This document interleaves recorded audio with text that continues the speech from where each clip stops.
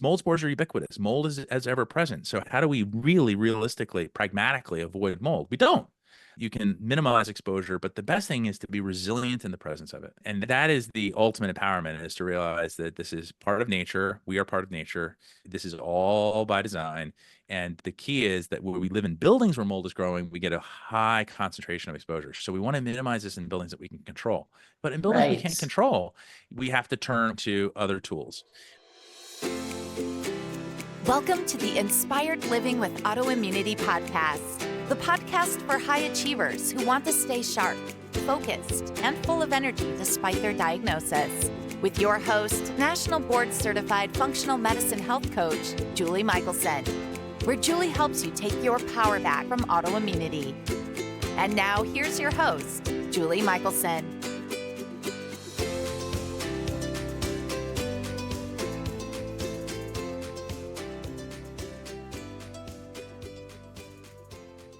Welcome back to the Inspired Living with Autoimmunity podcast. I'm your host, Julie Michelson. And today we are joined once again by Jason Earle, who is a man on a mission. Jason is an adoring father, an indoor air quality crusader, and he's the founder and CEO of 1-800-GOT-MOLD and Michael Lab USA, as well as the creator of Got Mold, the test kit. Today, we are continuing our conversation from episode 149, and we're going deeper on moving from hypervigilance toward vigilance to live truly healthy lives, along with tips on just how to do that. We discuss how having chemical sensitivity can become a superpower. So if you feel like you're a canary in the coal mine, this episode is for you. Jason, welcome back to the podcast. Great to be here. I'm once again so excited for today's conversation, and for listeners that didn't check it out, please go back and listen to episode 149, where we talk about all the things: healthy houses, mold, mycotoxins, VOCs, what's really going on. But I asked Jason to return so that we could go a little bit deeper into what was personally a big issue for me and what I see over and over and over again with clients. And it's this: I want to dig into this idea of vigilance versus hypervigilance, or maybe I should say it the other way around, because usually we start with the hypervigilance and want to work our way toward just vigilance as a lifestyle, but not fear. And so I want to dig in a little bit about, how do we make that transition? What's the difference? And what's your approach to, just not living in fear so that we can have full healthy. If you're living in fear, you're not healthy yet, right? So let's start there. But the last time I had you on is kind of what inspired this part of the conversation, at least for me, because you kind of got caught in a little bit of a less vigilant than your typical state in the process of a remediation. So if you're willing to share that with folks, I think it's also really important and fun for people to understand that your life, we're always dealing with stuff, right? And so even the mold guy needs to prevent certain things on the regular. So, yeah. How was your summer? What went on at your house? Well, I stepped in it, so to speak. Walking down in the basement, and ooh, what's that wet spot? And why does it smell like that? And sure enough, we had a toilet overflow, and so I had to pull out the, how do I consult with myself here? So and it's always, there's always so many variables, and everyone's busy, and when water damage happens, it's never convenient. And when it's sewage, it's even less convenient. There's literally never a good time to have sewage backing up into your house. No, especially not if you've got carpet. And down where your kids play, right? In the kids' play area, in the gym. It can affect it. It's a pathway to the laundry room. The whole thing's a mess, right?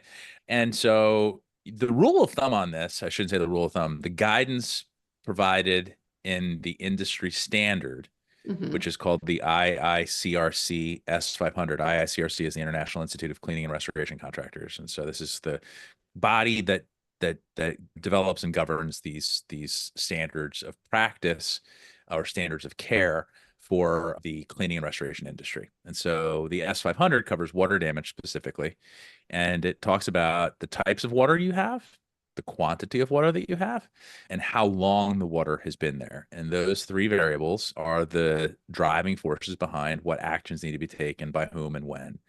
And so, there are rules. there are the rules of the road, and then you get into some professional judgment, of course, with all these things. And so, there's not always it's not always a cut and dried, no pun intended, or maybe pun intended, cut and dried answer to some of these You're things. very And so punny. it's a genetic predisposition in my family. I come from a family of wordsmiths. I can't help it.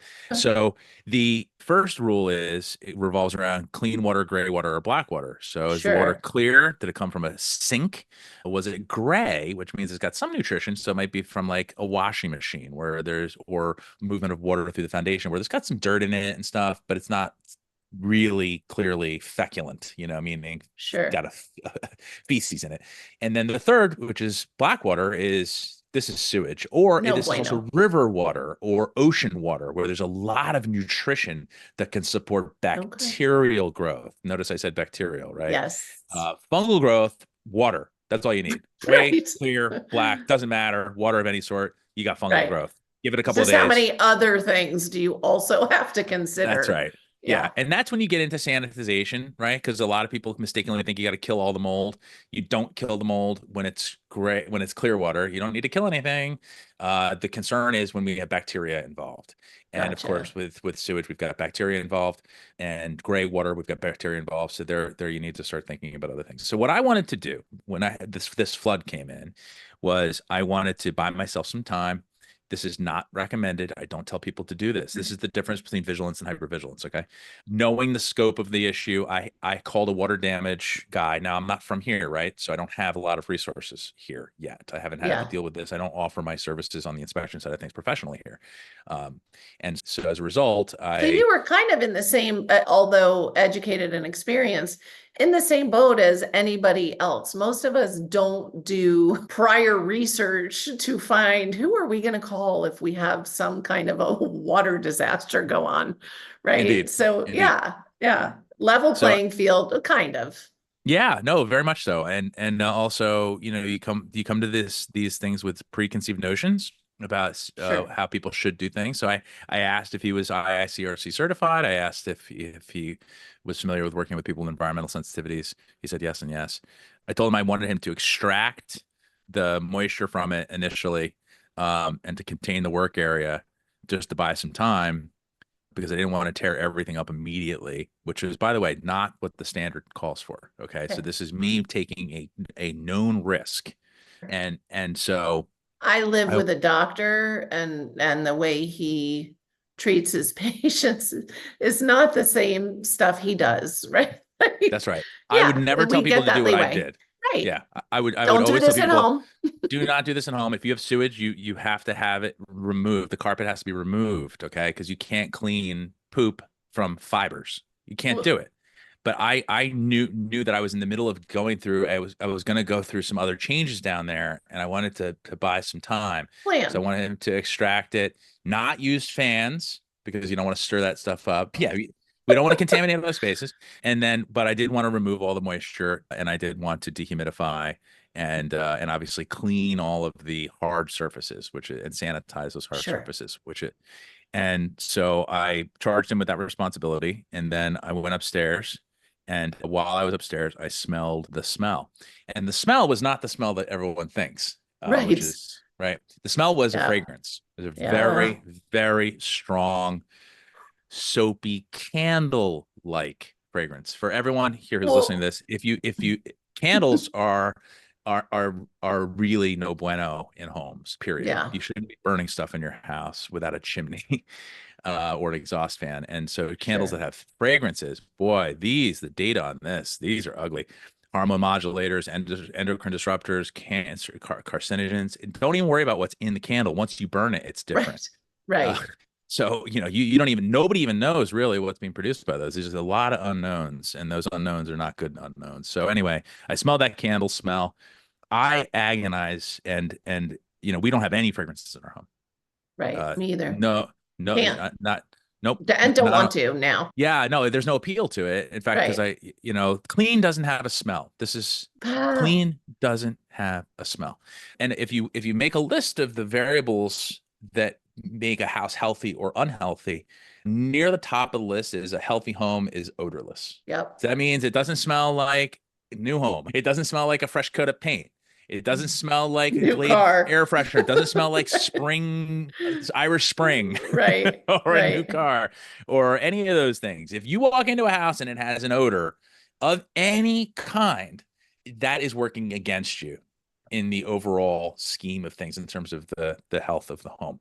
So when I smelled that smell, it was like everything I'd worked for all these years to have a pristine, Sure. chemical-free environment Yeah. was shattered. So I went down, and boy, it was so strong. And I stopped the guy and I said, listen, I don't know what this is, but this doesn't fall within the parameters of what we initially discussed. He said, wow, I got to do something about this, the fecal smell. No, you don't. That's not what I didn't ask It you to wasn't cover part a of the. smell with a smell, Anyway, long story short, we ended up having to extract that as best we could. And then ultimately, I ended up having to really hold his feet to the fire on give me the name of the chemical was being used. It took me days to get that, by the way, the SDS sheets, so I could actually see what it was. And you know what it was? The irony of it is that he sent me the picture of the package, and who makes the fragrance? A candle company. I'm not even kidding. Oh, You can't make this stuff up. And I was saying, this smells like the worst soap, the worst candle, right. a headache. Oh. I mean, and I had a headache for weeks. I cannot even imagine, because it is the one thing that I still, as resilient as I've gotten, if I get hit with certain, and I'm sure it's whatever that chemical combination in the fragrances, man, 3-day migraine. I just can't. So I can't imagine, that's in passing or at the clinic, or that's not in my home. If it was in my home. Oh, it was brutal. And it would catch me. I would walk past the basement stairs and the waft would hit me, and I'd have this like wave of anger. And I realized that it wasn't so much that I was angry with him. Yes, I was. But I looked at this man who's older, and I see him doing this work without a mask on. I see him doing this work not aware. Right. No idea. That this is not good for his customer, but certainly he's in there without any protection of his own, and without the thought that he's having this highly concentrated exposure to everything with a massive, disgusting chemical synthetic fragrance on top of it. And so I pulled him aside outside. I said, listen, man to man, human to human, this is what I do for a living. This will shorten your life, dude. You just have to really, I want you to be aware of this. Send me the safety data sheet. I'm going to send you the data on what's behind that, so that you might change your tact on this, and so I was mad, not so much with him. I was mad at myself because I did not clearly delineate to him in explicit terms. I'm in the Midwest, by the way. Everyone reads between the lines here. I don't do that. And so I was hoping he would read between the lines, but I was pretty clear, like, hey, listen, we don't use chemicals, we don't use fragrances. But was I specific enough for him to realize that there's a zero tolerance for that stuff? Right. And so when bringing people into your home, I forgot to say that, right? And I educate people about this. Right. So the vigilance and the hypervigilance here is that we can't, here's where I would say that the line might be drawn, is we have to be vigilant about moisture control. If you're hyper vigilant about that, then you're going to lose your mind, because leaks happen, right? And so you can't be worried about every leak that happens, but you can be worried about how quickly you respond to it. And so that's important, because the difference between 48 hours and 96 hours is moisture problem versus mold problem. Gotcha. And that changes things. So I would say hyper vigilant around trying to avoid getting to 72 hours on a water damage issue. That's worth being hyper vigilant about, because this will change your bank account balance. It will change your health profile. It may change the rhythm of how often you have to seek detox protocols, healthcare services, whatever the case may be. So But And you mentioned it last time, directly and indirectly, your bank account balance, because if you do get a water exposure, a flood, a leak, whatever, insurance companies give you how long yes, in so order for it 72 to be hours. covered? 72 3 hours. days, 3 days. Yeah. And they will literally get down to, the minute on that stuff. Oh So my when gosh. did that leak happen? When did your water bill start to skyrocket? Like, they Right. can track this stuff quickly if, when was it first identified? When did the sensor start, the water sensor, the leak alarm go off? Hmm. You know, they're very specific about that 72 hours. And so water damage is covered by insurance almost up to the replacement cost value of the property. Whatever needs to be done with water damage, as long as it's a covered claim, in other words, if the source of the water is something that they would insure against, Because I had then that you've got, happen. they will say, hey, oh, by the way, no, we don't cover movement of groundwater through a foundation. Groundwater. We don't do acts of God. We don't cover, a leak. We'll cover a burst pipe, but that same pipe, if it had just a pinhole leak and it was just drip, drip, drip, they won't cover that. It's got to be Yeah. sudden and accidental. And so if it's a sudden and accidental leak and it falls within what they call a covered peril, Right. then they will give you the grace of 72 hours. And at 72 hours, you are on your own. And on top of it, they also will count that against you as a claim, Now you're a mold risk. claim. And Yeah. now if you go back to them for the second time, usually they'll drop you, raise your rates, and oftentimes or bump you into an assigned risk program, basically, kind of like a drunk, like somebody who speeds too much. Next thing you know, your insurance rates go through the roof. So yeah, you got to be super hyper vigilant around 72 hours. Thank you for explaining that a little further, just because I find it shocking. But then not once I think it through, when you account for all of the types of water damage that aren't covered, and the reality is they don't want to pay anyway. And like you already mentioned, I want to highlight too, you want to be handling this immediately for your health, right? And to avoid those bigger future problems. I'm Yes. curious if you think, because you mentioned you were angry and you're a pretty chill dude. I'm curious if part of that response, and I get the genuine frustration because I've gone through it myself, where, I think I'm so careful, but I don't articulate. I just, we're not outwardly, especially in our own home. You asked all the right questions. So you mentioned last time we were talking about like those connections, the olfactory senses and that stress response. Yes. And we talked about, the things that can trigger that. And I know for me, fragrance does that.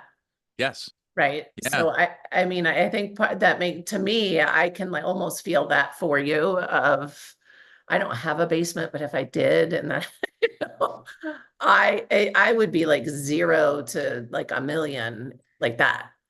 And so I just wanted to mention that because I think it is part of the conversation, right? We're going to talk about how do we not live in fear, because certain things are going to trip us immediately into stress, and fear and stress live in the same place. Yeah. So there's the anger. I've also, at this stage of my life, I've realized that most of my outward anger is actually a reflection of some internally directed thing, right? The world's a mirror. And so, Always. did that highlight my insecurity? Hey, like, wait, I'm supposed to be, I'm the mold guy. Right? Like, so, in all candor, was that a shot to my professionalism or, Sure. competence? So I'm sure my ego didn't like that, right? And then also my kids play down there. So now I've got a real sort of existential, this is what I do. If my knowledge and experience isn't useful to protect my own family, then for what? Only helping others. So what am I doing here? So there's that. And then also to your point, and I was going to go there too. So thank you. As we mentioned in our last discussion, we have these amazing sensors in our face. Well, you're familiar with your eyes and your nose, right? Those are the pretty amazing sensors. But we have nerves in our face that are known as the trigeminal nerve, the cranial nerves, and they have nerve endings in the eyes, mouth, and jaw. And they are traditionally associated with pain, cold, and heat, pain, heat, and cold sensing. somatosensory is what they call it. Right. But they also have this amazing chemosensory, meaning chemical sensory, and they can pick up, and they do pick up compounds, specifically VOCs, and most fragrances are VOC based, and they can pick up these compounds at very, very low concentrations in the parts per billion range, which is the equivalent of like a teardrop in a 55-gallon drum, right? So like Wow. really tiny concentrations and below the odor threshold. So you don't even need to be able to smell it. In fact, some VOCs don't even have an odor, but still can trigger the trigeminal nerve irritation, which is what it's known as. And that irritation will then send a signal to the brain through this very high speed. It goes straight back. I mean, with nerve endings that are about this thick, with nerve channels rather, go back about this thick, and can trigger cytokine storms. Which And now people are familiar with. right. Now they're in vogue now. Not to say that you want them, but most people are familiar with the term. And by the way, which is the same inflammatory signal that Lyme disease, for example, triggers, as well as mold exposure. So you end up with basically like tractor trailer loads of chemical signals going down a 1-lane road. Yeah. And if you've already got that signal being sent through your system because of Lyme or mold or any combination of other inflammatory conditions, then you end up with too many of those vehicles on one very narrow road. And so then you end up with this, this overwhelm in the system overwhelm.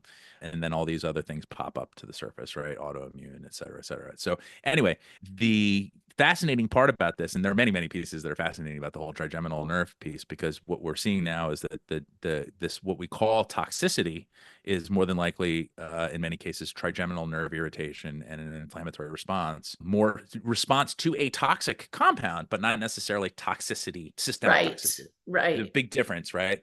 Go. Yeah, and then let's circle back on that, because because what happens also is interesting is that there's some studies that show that anxiety actually makes the trigeminal nerve more sensitive or more reactive. Well, because you're hypervigilant if you're anxious.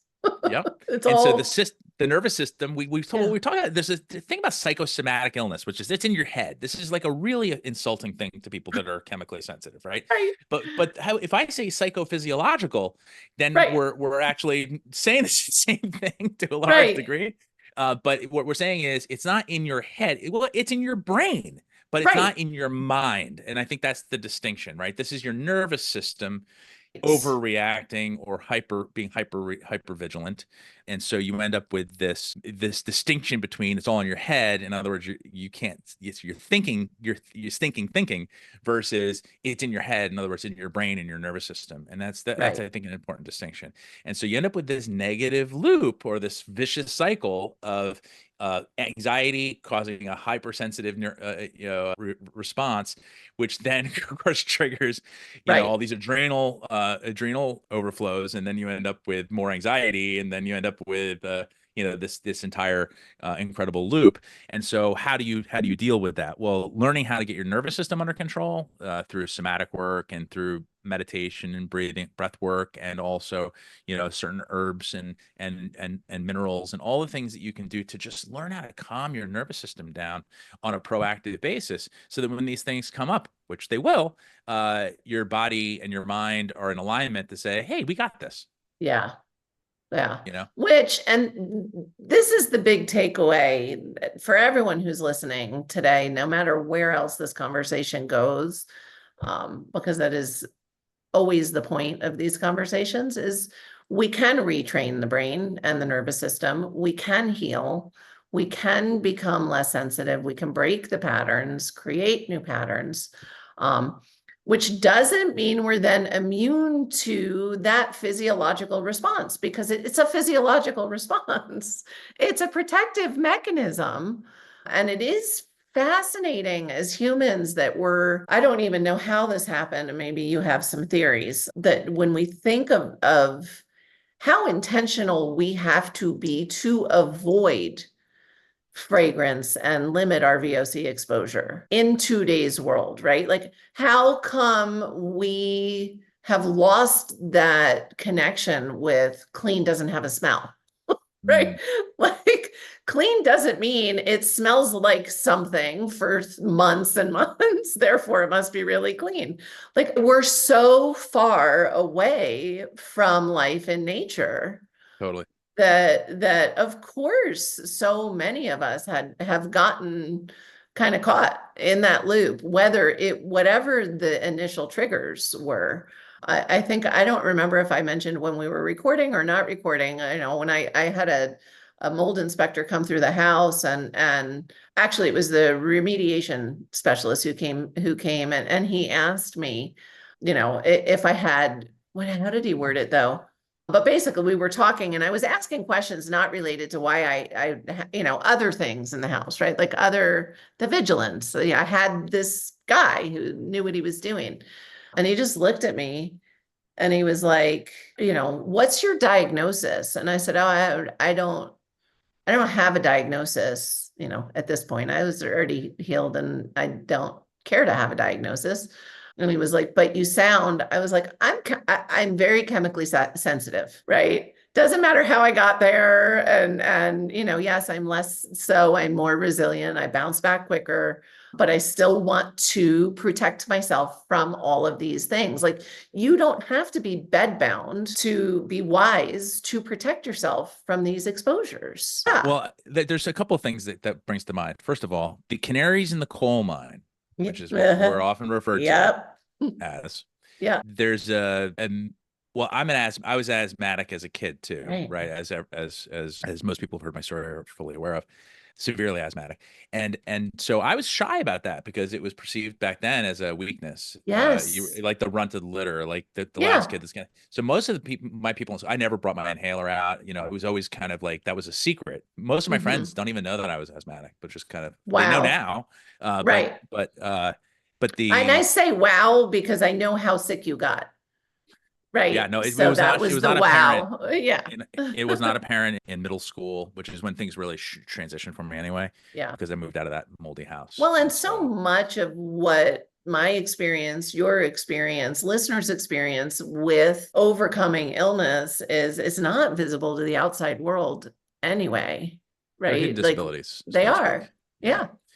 So the thing that comes to mind is that I long believed that was a weakness. And as I got into the industry and I began trying to help people navigate this before I really understood how to navigate it, I also kind of had that feeling when I was in homes that these people were sort of less than, even though I was one of them. And I kept thinking, gosh, like I just really wanted to help them from that place of, I don't want to say pity, but compassion, empathy. Empathy. Yeah. And then something shifted inside of me about 10 years into this journey, which was that, wait a second, the things that they're sensitive to are bad for everybody. So wait a second, this they have a weakness. Some innate this is a superpower, intelligence that other people have lost touch with. This is a superpower. It's a strength. And it doesn't feel like it. And by the way, most of if you watch like Marvel, and my kids are at that age now where they're starting to, the superheroes are they have these superpowers, right? But they almost always have some Achilles heel, some weakness, and oftentimes they're not kind of socially acceptable, right? They're kind of nerds, or or they're a little bit they're on the periphery, of society, because their strength, their superpower actually comes with this other side to it, right? Which is this perceived, otherness, otherness. I like that. Yeah. And so I started looking at this saying, man, this is actually really something that needs to be celebrated. And because, if you've got one person like that in a family of 5, that person's actually picking up the toxin before anyone else. Sure. And then being able to take action to avoid it for themselves, so then reducing the likelihood of additional long-term health consequences, but then also being able to make that change for the benefit of their family. So I started feeling not bad for them and for myself, but saying, shoot, like we need to maybe start boosting these people in the sense of like, hey, listen, this is good news. Like now the question is, how do you take that sensitivity and reframe it, which is kind of what we're talking about now, Yes. into this strength. And this often happens when you get a remediation, by the way, where a remediation gets affected, the person who is the most sensitive gets better, and then suddenly the other 4 people who didn't think they were sick suddenly are sleeping through the night. They're not right. they're not blowing their nose every 15 minutes. They're not, having emotional dysregulation at the drop of a hat. So like, suddenly those people realize that their baseline idea of health had been shifted so low that they thought that was normal. They thought they were okay, but suddenly now they're better. And that can heal the whole family. And that also gives credence to the sensitive person who now is the sort of, now they're the mold dog, right? They're the leader of the environmental crusade. And so, it gives them that sense of purpose instead of this thing where they feel like they have to suppress those signals and suppress their responses and reactions to their own family. And so the beginning of the reframing, I think, when it comes from hypervigilance to vigilance, is around that. Getting and being validated, I think, helps a lot. Yes. And so, being hypervigilant is kind of like, when you're never being listened to, you kind of have to yell and scream all the time because no one listens to you otherwise. And so if you suddenly are validated and you go, hey, doesn't work for me, like maybe, maybe we should make an adjustment here, you can start to tamp that down and then start focusing on what's practical, what's attainable, and then what's also measurable to some degree, even though a lot of this is like SMART goals. Yeah, they're basically SMART goals. And the realistic part is also really important because if you can't get the contractor out because you live in you have to surrender to some of these things, and you have to you have to also become self-empowered enough to be able to take certain actions on your own and not necessarily have to turn everything over to a third party. And that means getting educated around this stuff, which is what this conversation is really all about. Absolutely. And ultimately that education is the first and the biggest step to lead to the empowerment, which is why we're here, really. That's right. Yeah. Which I love. And again, I want to highlight, like, hey, even Jason, because there is also this, like, you were dealing with a professional who had the knowledge and certifications you would recommend people look for, right? There is the kind of that fine line too of assuming everybody else is an idiot, right? Like, so we're going to have the coulda, woulda, shoulda happen sometimes. Where, I mean, I keep, even at the clinic, I haven't made it a thing, and now I will, because I feel empowered from this conversation.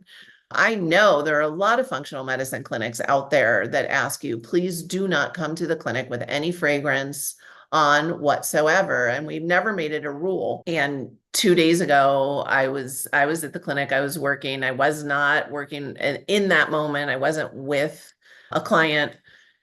But I was in my office, and one of the girls came up and she said, I'm shutting your door because you're going to get sick, and it's not, and the interesting thing is this is actually a new employee, doesn't even know me well, but I guess has heard me kind of scurry away or avoid certain people if they come in wearing, and I'm going to say fragrance instead of perfume. Sometimes it's a hand cream. You mentioned candle. We had an employee, and it's interesting because I never noticed it on her person.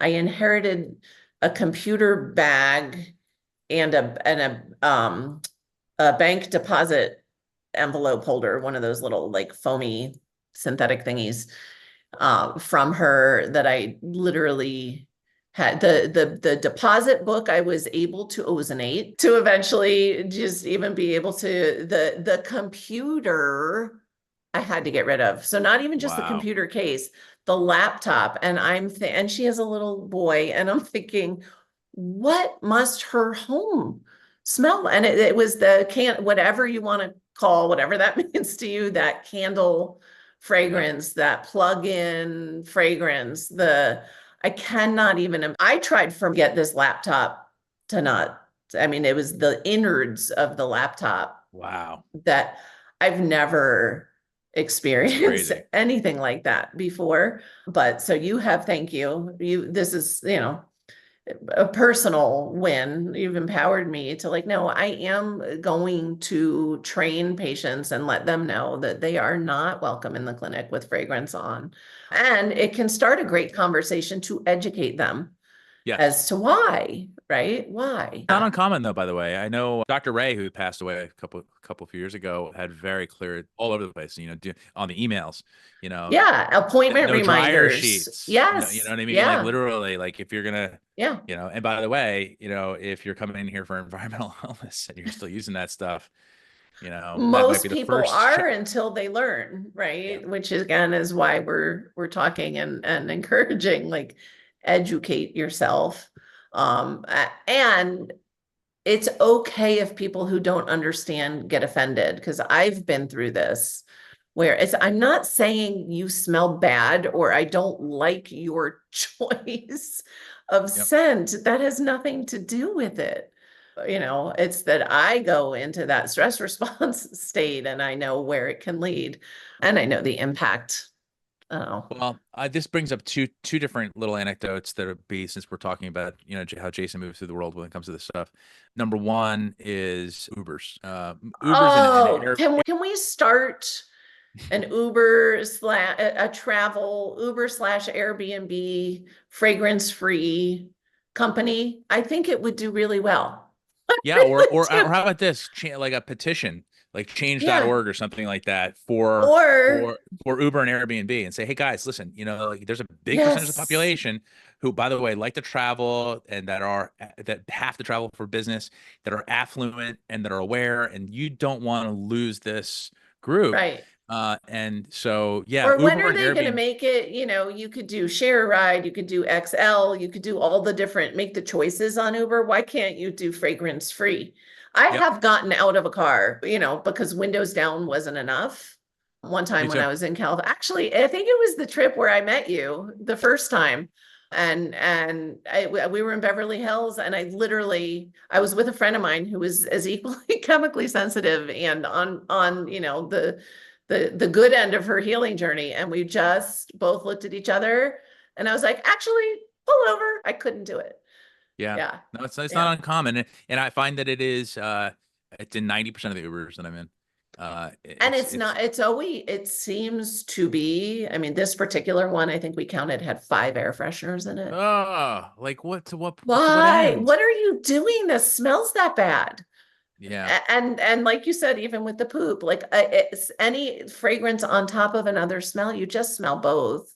It's like the early teenage boy who still has BO, but he's wearing, Axe or whatever.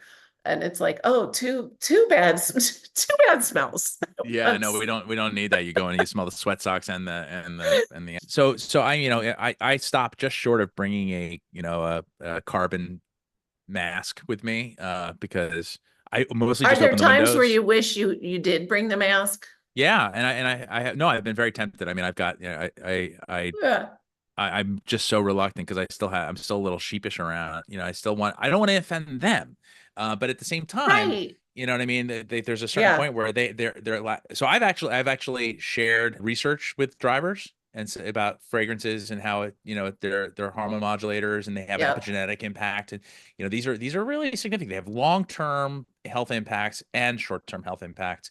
And the long-term health impacts, the epigenetics on fragrances is emerging. Go to ChatGPT and look up epigenetics and fragrances, and you'll be like, whoa.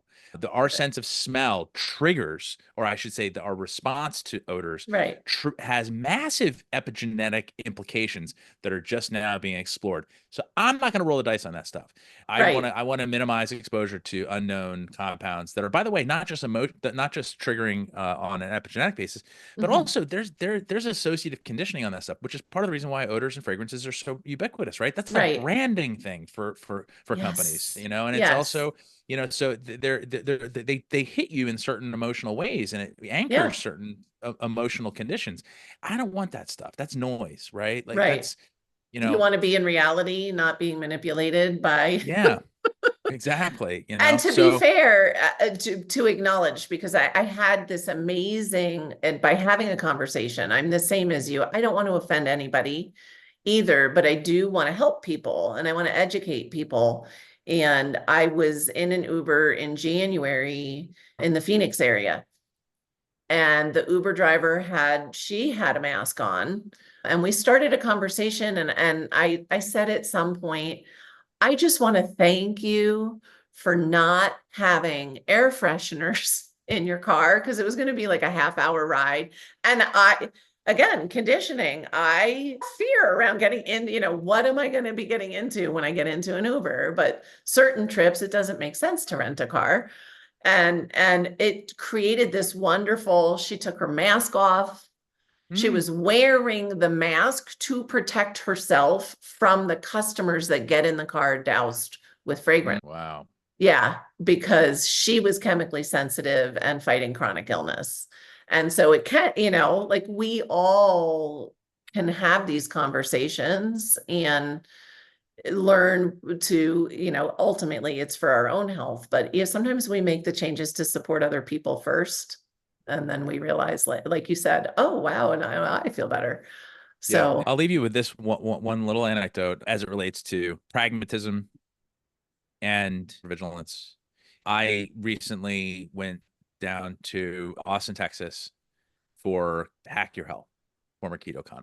yeah. And got there kind of late, had a big setup. So I didn't get to my hotel until 11 o'clock at night. Oh, no. And I chose this hotel because it was made of materials that do not support fungal growth. That you can tell from the pictures. They didn't have wall-to-wall carpet. They had like a jute area rug, good clue. Right, over hard surface. They're thoughtful over, polished concrete floor, terracotta block walls, no sheetrock. Yes, right? Like all my things, I want to stay there, except I guess Right. I don't, I'm thinking, but so Yeah. far I'd be in. Yeah, no, I was in, and they also had a really good menu in the restaurant with like local seasonal organic stuff. And I just thought, man, this is, And it's Austin, this is right? where I'm Like, gonna stay. yeah. Every time I'm in Austin, I'm thinking I finally It's figured my this new out. home. I don't have to worry about Airbnb, flip a coin on the fragrances and all that kind of stuff. So I show Yeah. up and I walk in the room, and boom. I mean, it's the moment I walk in, it was like getting knocked off out of my shoes with that musty smell.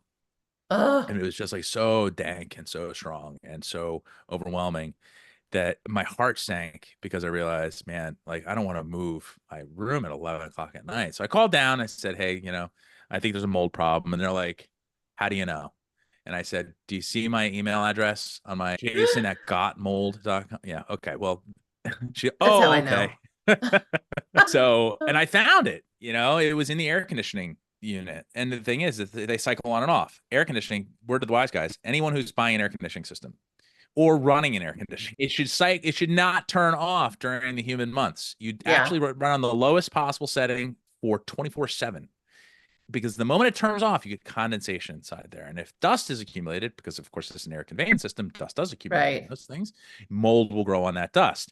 And so if you cycle on and off on a daily basis, you have mold growth every single time. And so it compounds. And so you end up with this overwhelming musty smell. And they do this to save energy, right? They love to have the AC turn off, hotels especially, if the back door opens up, right?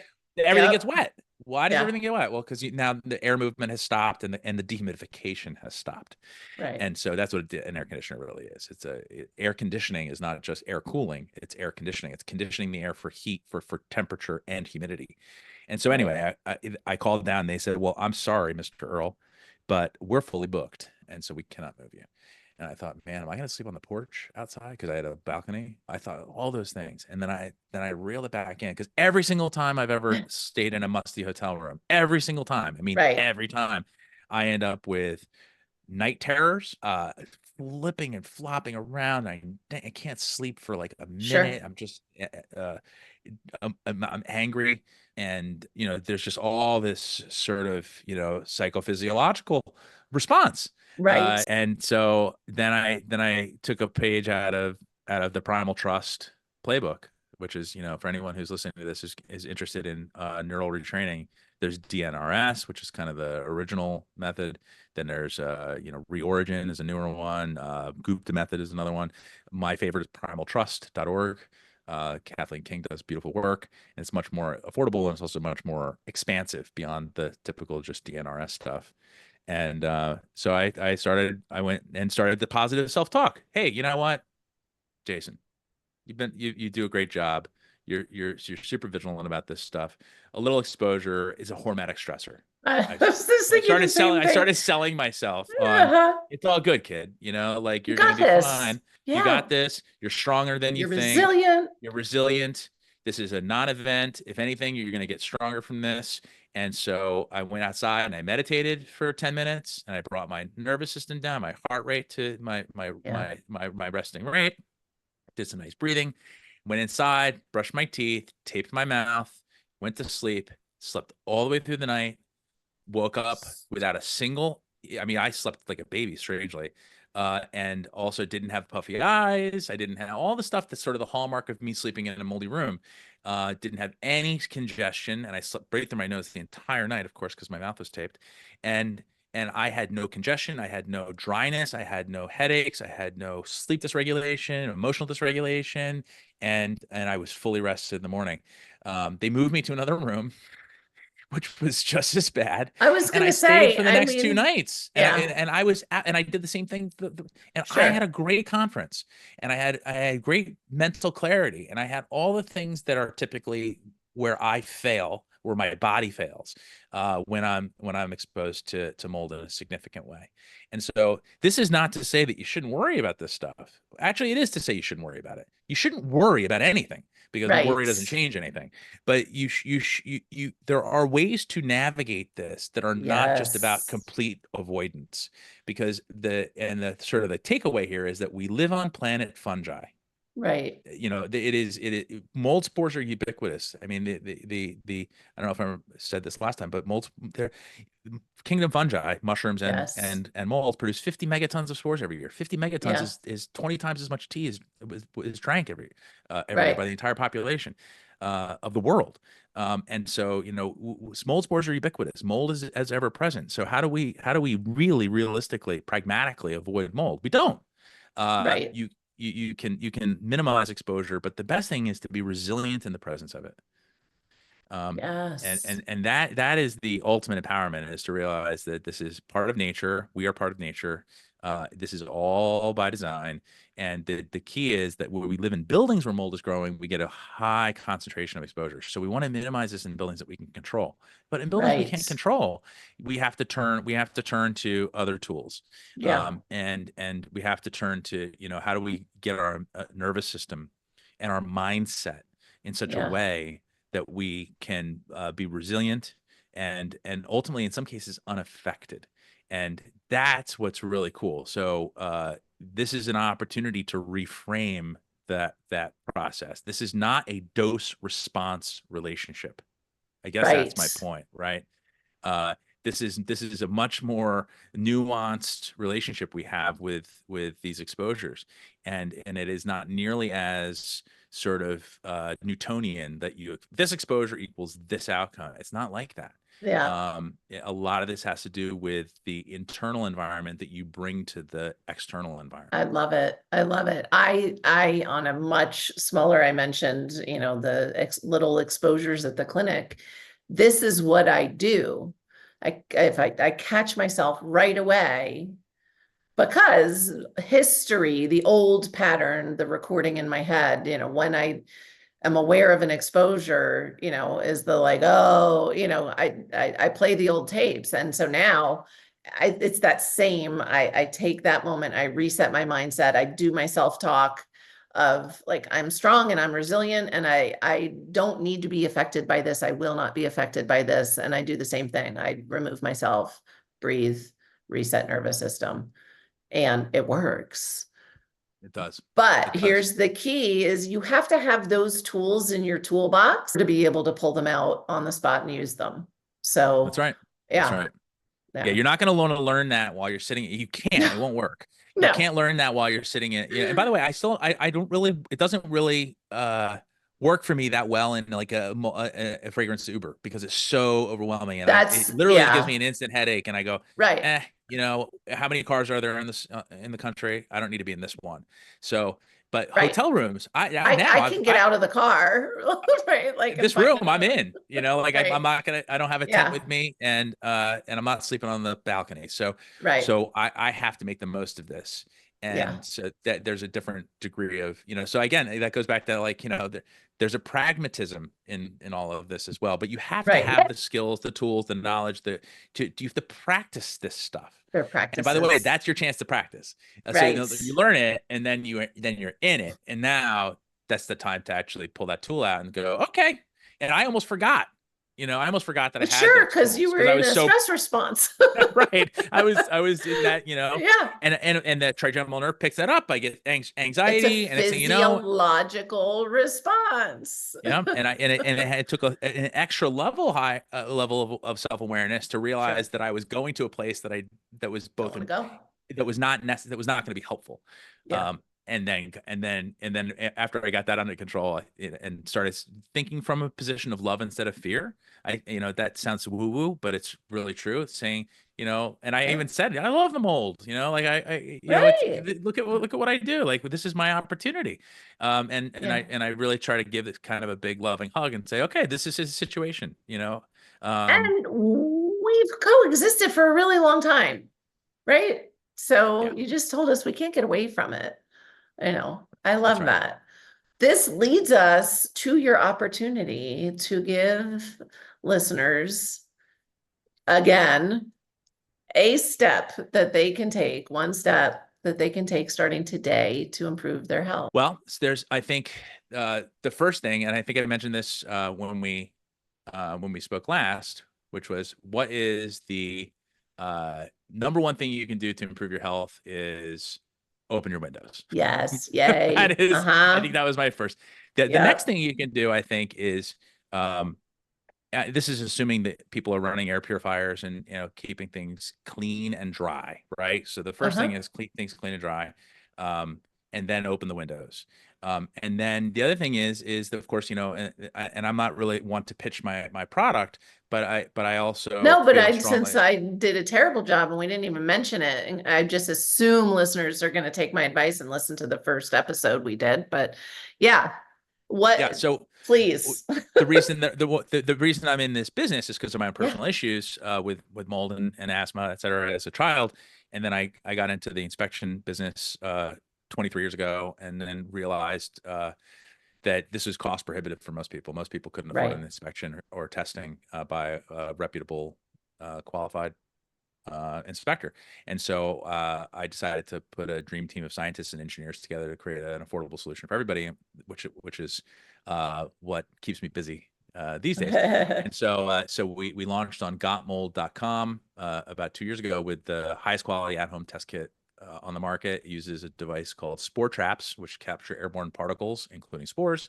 And we partnered with the #1 lab in the world, Eurofins, for the highest quality analysis possible. And so using our Gotmold test kit, you can test your air with the same devices the professionals use, but without the cost or hassle associated with trying to find and hire one.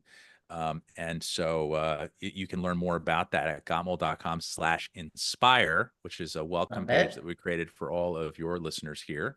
And there you will see that there's an ebook there, which I highly recommend. I highly recommend everybody who's curious about this or concerned about an issue, especially if you're not ready to hire an inspector, read that ebook. It's about 40 pages of inspection checklists and FAQs. It's not 40 pages of reading, so don't sweat that. But you'll get a quick rundown on the do's and don'ts. Again, it's totally free, and we get tremendous feedback on this. People tell us we should charge for this, actually. Yes. And so once you've gone through, it also gives you the ability to do an inspection in your own house with checklists. And like I said, you can do your own quick empowerment. Empowerment. And now you know what to look for outside, and you know what to look for inside, and all those things. And that's really our driving force here, is education, because this is something, it's like teach a man to fish versus fish for him or her, or teach them. I much prefer the latter. And then also anyone who's interested in a test kit can use the code INSPIRE10 for a 10% discount at gotmold.com. So you can either use that on the website, or you can go through the welcome page at, like I said, gotmold.com/inspire. Now, quickly, the test kit allows you to test your air in up to 3 rooms. The results come back within 3 business days once the samples are at the lab. So you get the kit, you collect the samples, you send them in, and the whole thing is automated. And then once you own the kit, you get to keep the pump. And the air sampling pump, allows you to retest again for less. So you can get refills. You can Which is test 1, 2, or 3 amazing. rooms for $50 less for each time you choose to use it. And or you can share the pump with friends, which is a very common thing. People share it with their friends, with their colleagues. If they're a teacher, they share it with other teachers in schools or in tenants in moldy. Which just goes rental back to your mission and your integrity, right? Of the whole purpose is to get these quality tests into the hands of people that otherwise wouldn't be able to afford it. And they're using, as people have been for a long time, tests that are just not effective. They're not good. They're not reliable. So, yeah, though they're very reliable for amazing. generating results that are alarming and fearful, Right. or fear, like Yeah, I mean, but they're not everybody, leading to wellness. they're not. They're leading to So they're perpetuating the fear. that fear anxiety loop Yeah. that we talk about so much on this podcast. Yeah. And so what we're trying to do is give people the knowledge that they need to be able to make better decisions. Yeah. And so the combination of knowledge and data is really what we're all about. And so hopefully some of your listeners will find some help there also. And then in terms of like getting in touch with me, we're pretty active on Instagram these days. Got Mold on Instagram. So I have an Ask Jason Anything question post that's pinned, so people can ask questions there. And I'm usually pretty good about responding to that quickly. And then we also take questions on our homepage, which is at the bottom there's a contact form. I don't answer all of them, but I see them all. And they all get answered. Our customer service is probably what we're best known for. So, so you can go to gotmold.com and just drop a question in there if anyone has any questions. Which is amazing. Jason, thank you so very much for coming back and continuing the conversation. And I love that, even though poop happens sometimes, we can choose how we handle it. That's right. And I am definitely gonna steal the psychophysiological response versus, because our biological response, because people tend to, when we talk about psychosomatic or when we talk about mindset, even reframing, there's certain things where, those words have been misunderstood, even if they're technically correct, to mean it's all in my head. As in, I made it up. It's not real, and it is. But the good news is we can also use our mindset, our mind, those same tools to shift out of the loop. And that's where I believe healing becomes exponential. And so I just love that that's where our conversation ended up, and really appreciate not only your work and your generosity, but your time. Yeah. Well, thank you very much. And it's a pleasure to speak with, first of all, a fellow New Jerseyan. Yes. About this, right? But also, what I'm seeing more and more of is that the providers out there who have taken on the role of helping people with mold and Lyme are starting to see that this is a primary path.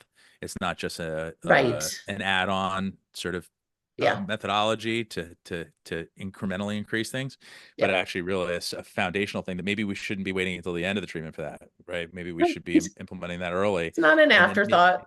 Maybe this needs to be, because I always say it's air, food, and attitude, right? If you really want to get better, it's all three. You can't choose one. You can't choose two. Right. You got to choose all three.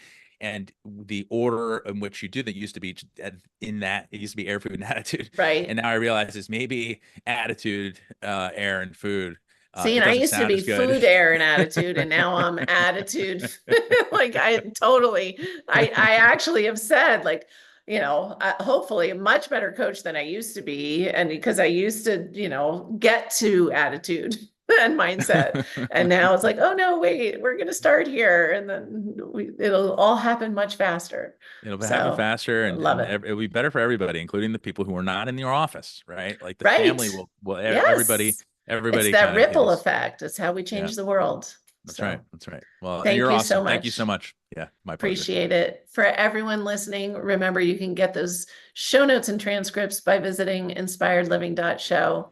I hope you had a great time and enjoyed this episode as much as I did. I'll see you next week. Thank you for listening to Julie Michelson's Inspired Living with Autoimmunity. Did you enjoy this episode? Please like, share, and subscribe wherever you listen to podcasts. If you'd like to get a transcript of this and every other episode, just head on over to inspiredliving.show or click on the link in this episode's description. There, you can also find everything we discussed in this episode, including links and information about our guest. You can even send in your questions to be answered by Julie in a future episode. That's inspiredliving.show. Until next time, this is Julie Michelson's Inspired Living with Autoimmunity podcast, helping you take your power back.